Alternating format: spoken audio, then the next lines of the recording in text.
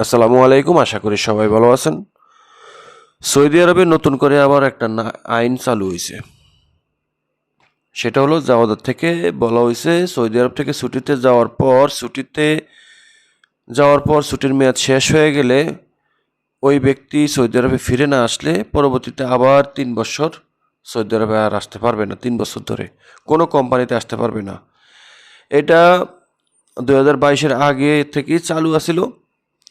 মাঝখানে এটা উইথড্র করে দিছে। জাওয়াদাত থেকে বলছে যে কোনো ব্যক্তি যদি সৌদি আরব থেকে ছুটিতে যাওয়ার পর ফিরে না আসে তাহলে সে চাইলে নতুন বিষয়ে আবার যে কোনো কোম্পানিতে আসতে পারবে।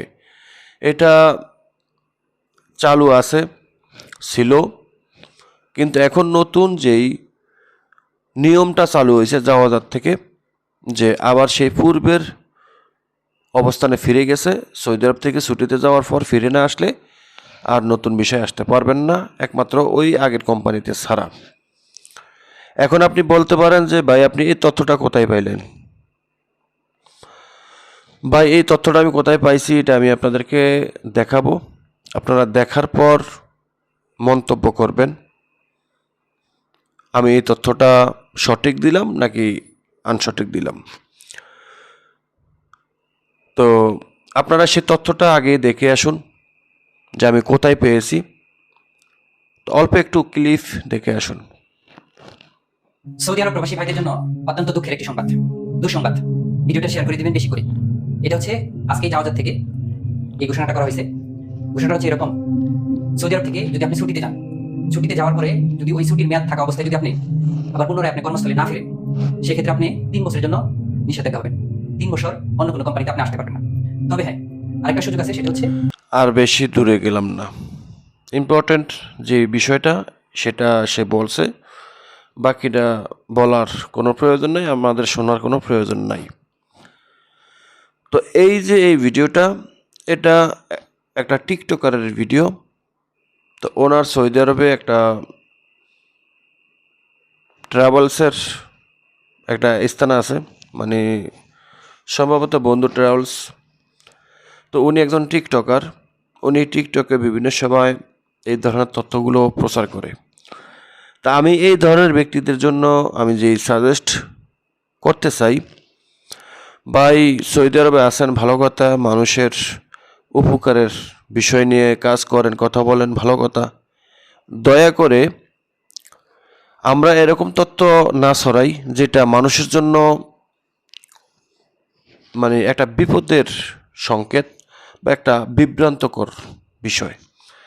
বিভ্রান্তকর তথ্য প্রচার না করে আমরা যদি সঠিক তথ্যটা অফিসিয়ালিভাবে প্রচার করি তাহলে হাজার হাজার প্রবাসীরা উপকৃত হবে। তো সৌদি আরবের জাওয়াজাত থেকে পূর্বে বলা ছিল যে কোনো ব্যক্তি সৌদি আরবে এক্সিকিউটিভ রিএন্ট্রি ভিসায় ফিরে না আসলে সে 3 বছর নিষেধাজ্ঞার আওতায় থাকবে। পরবর্তীতে এটা জাওয়াজাত উঠিয়ে নিয়েছে যে কোনো ব্যক্তি সৌদি আরব থেকে এক্সিকিউটিভ রিএন্ট্রি ভিসায় যাওয়ার পর ফিরে না আসলে সে চাইলেই নতুন ভিসায় যে কোনো কোম্পানিতে আসতে পারবে। তো আমি এই ভিডিওটা আমার এক ভাই আমাকে এই হোয়াটসঅ্যাপে পাঠিয়েছে, যে বললো যে ভাইয়া এই তথ্যটা সঠিক কিনা। তা আমি তাৎক্ষণিক ঘাবড়ে গেছি যে ভিডিওটা কোথায় পাইলো। এটা তো এই ব্যক্তির টিকটকের আইডিতে পাইছে অবশ্যই। তা আমি দেখি ওনার এই ভিডিওটা কবে আপলোড দিছে। ভাই আমি এই তথ্যটা আপনাদেরকে, আমি এই ভিডিওটা আমি আজকে দিছি, আমি আরও 2 দিন আগে দেওয়ার কথা ছিল। অর্থাৎ এই ভিডিওটা ওই টিকটকার তার টিকটক আইডিতে আজ থেকে 4 দিন আগে ছাড়ছে। আমার এই ভিডিওটা আমি আপনাদের এই তথ্যটা দেওয়ার 4 দিন আগে 5 দিন আগে সে টিকটকে ছাড়ছে, অর্থাৎ এই জুলাই মাসে, 2026 সালের জুলাই মাসে। তো আমি এই তথ্যটা দেখার পর আমি রীতিমতো একদম অবাক হয়ে গেছি যে জাওয়াজাত থেকে এই তথ্যটা প্রকাশ করলো, কিন্তু তাদের তো প্রতি সেকেন্ডের নোটিফিকেশনটা আমার কাছে আসে। বক্তব্য আমেলের প্রতি সেকেন্ডের নোটিফিকেশন আমার কাছে আসে। বাংলাদেশ এম্বাসির প্রত্যেকটা এই তথ্য আমার মোবাইলে নোটিফিকেশনের মাধ্যমে আসে। তো আমি জাওয়াজাতের এই তথ্যটা কেন পাইলাম না? এবং অল টাইম প্রত্যেক দিন, একদম প্রত্যেকটা দিন, প্রত্যেকটা মুহূর্তে আমি জাওয়াজাত মুক্তবা আমেলের সার্ভারে সবসময় ফলো করে রাখি। এটার উপরে আমার সবসময় ফলো থাকে, সবসময় নজর থাকে আমার, যে কখন কোন বিষয়টা নিয়ে শ্রম আইন মন্ত্রণালয় কথা বলছে, কখন কোন বিষয়টা নিয়ে জাওয়াজাত কথা বলছে। কিন্তু এই বিষয়টা এই ব্যক্তি পাইলো, আমি পাইলাম না, বা আমাদের মতন আরও দুজন ব্যক্তি আছে তারাও পাইলো না। তো উনি পাইলো কই? আমি বিষয়টা নিয়ে আমি জাওয়াজাতে কথা বললাম, মুক্তবা আমেলে কথা কইলাম, তারাও জানে না এই খবরটা।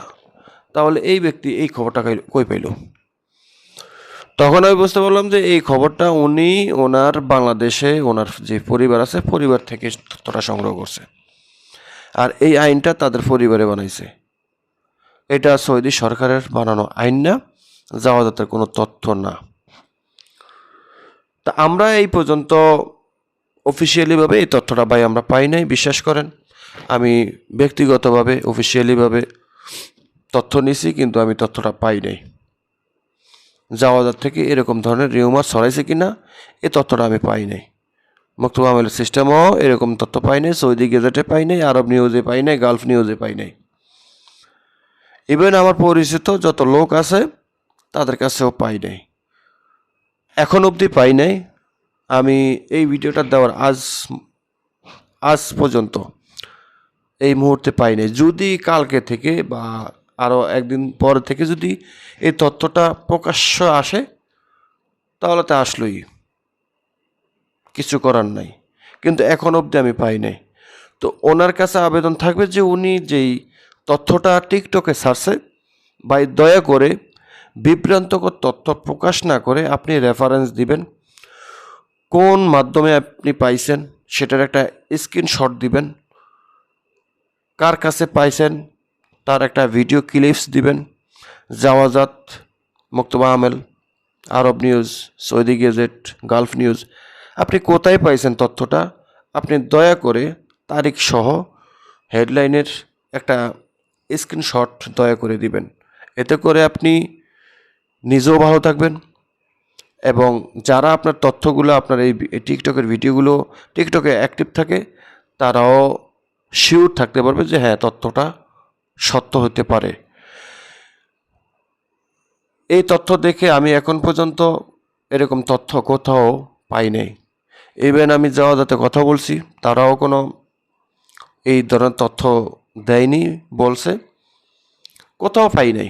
এই হলো বিষয়টা। তো সবাই ভালো থাকবেন, এই ধরনের বিভ্রান্তকর তথ্য থেকে আপনারা সাবধানে থাকবেন, বিশেষ করে টিকটক থেকে দূরে থাকবেন। টিকটকের যেমন মা বাবার নাই, ওই ইউজারদের কোনো হদিস নাই। সবাই ভালো থাকেন, আল্লাহ হাফেজ।